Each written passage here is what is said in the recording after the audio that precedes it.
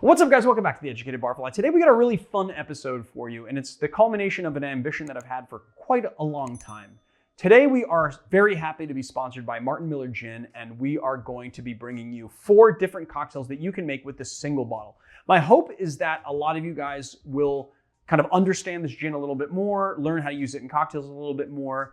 Every time I use a specific bottle in a video, people are always asking me what other cocktails they can do with it, or a little bit more about the product itself. And so I thought, why not just do a video where we use a single bottle, show a whole bunch of different cocktails that you can do with it, and then talk a little bit at the end of the video about the particulars on distillation, what Martin Miller's is, how it came about, and all that. So stick around to the end of the video for that, and let's get into making the cocktails. So the first cocktail up is Blackberry Julep by Dale DeGroff. I chose this particular cocktail for this gin specifically because the flavor profiles are going to blend really, really well.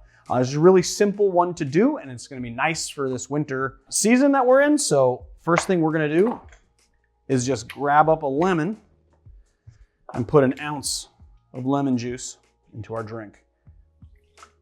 And we're going to do 1 ounce of creme de mure, which is a blackberry liqueur, and 1.5 ounces of our Martin Miller gin. I like to do the whip shake with just a little bit of pebble ice in there. And for my money, that just kind of mixes it better. You get a nice aeration, you get the right dilution, you get the right chill, and it can sit on the pebble ice. All right, pour it straight into our glass.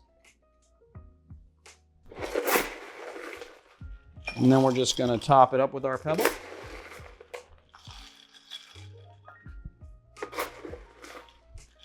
There we go. So nice. And then we're just going to do a nice, healthy mint sprig. I like my mint sprigs to be very bushy, so you get that nice mint aroma. And then we're just going to take a skewer and garnish with berries of the season. Stick them in our pebble ice. Stick a straw in there. That's it. That's nice. Just you get that lemon right on the front. It's really nice and tart. The only sugar in this cocktail is coming from the creme de mure. There's actually gonna be a little bit lower in sugar, and then on top of that, you've got that nice Martin Miller just kind of coming through. You get a little bit of the cucumber in the flavor profile. You get a lot of those botanicals kind of shining through the cocktail. So there it is, the Blackberry Julep. So the next cocktail we're doing today is called a Puritan, which is a martini variation, which the botanicals inside Martin Miller are going to sing. And it's also one of my absolute favorites because it utilizes yellow chartreuse. Now, the history of this cocktail is really dubious. All I know about it, all anyone I think knows about it, is that it was very popular in the mid to late 19th century. That's all I got for you. So first thing we are going to do is 1/4 ounce of yellow chartreuse.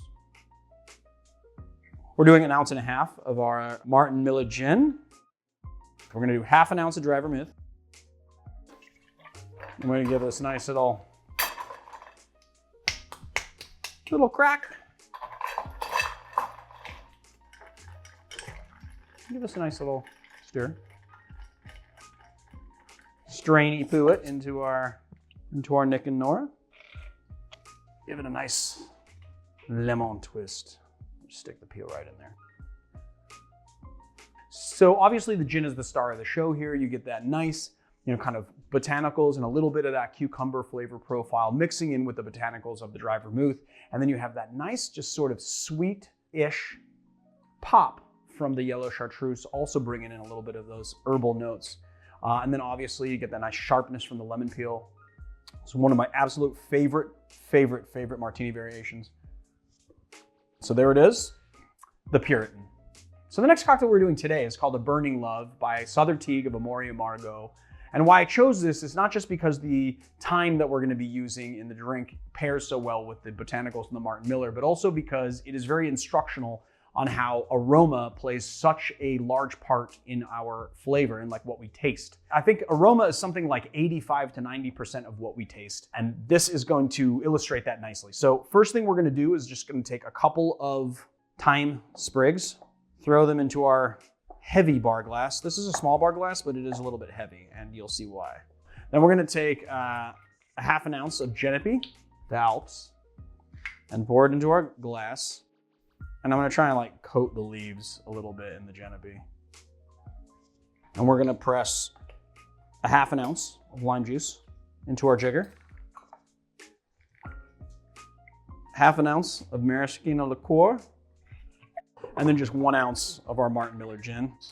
And then what we're gonna do while we shake is we're gonna light this stuff on fire. And you're not gonna be able to see the flame because flame from alcohol is very, very, very thin. But we're gonna let that burn while we give this a little shake. So we're gonna put a little bit of crushed ice in here.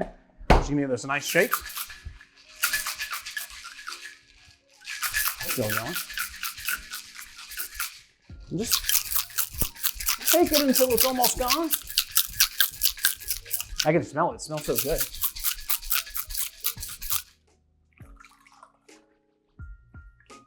Fill it up with a little more pebble.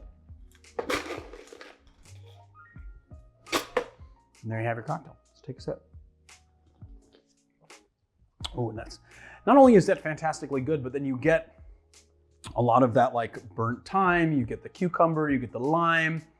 The maraschino kind of dries it out a little bit, but kind of adds a little bit of that sugar that you need. The Genepi also is adding a little bit of that sweetness and the sort of alpine herbs. That is a fantastic drink, and there it is, the Burning Love. So for the last cocktail we're doing today, we're doing a cocktail that is commonly referred to as an a la minute martini. It's not technically a la minute, so I'm just gonna call it like AKA a freezer martini. So I wanted to put a martini into this video because hands down, Martin Miller is my 100% favorite gin to go into a martini.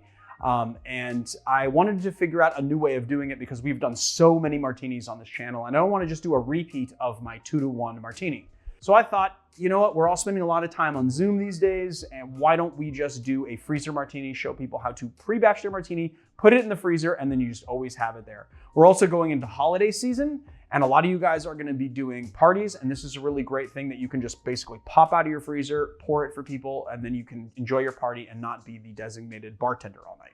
All right, let's get into making the drink. So there's a couple of things that you have to consider when you're doing something like this, and that is whether or not you add dilution. If you add dilution, you've got to be careful about how much dilution you add, because even though alcohol will not freeze in your freezer because it has a lower freezing point than water, water will. So if you do higher ratios, you will get a little bit of slush inside your cocktails. I like to do a 2-1-1 ratio because I like to have that slush. But if you don't want to have that slush, you want to up your gin and keep your water level a little bit low. If you want a really handy way of figuring out dilution, all you've got to do is basically pour your ingredients of your martini, put it into a glass, weigh that, and then take it out, put it into a stirring glass, stirring it, weigh that, and then you subtract the weight and you get the difference, and that's your dilution rate. So what we're gonna do is we're just gonna do 100 mils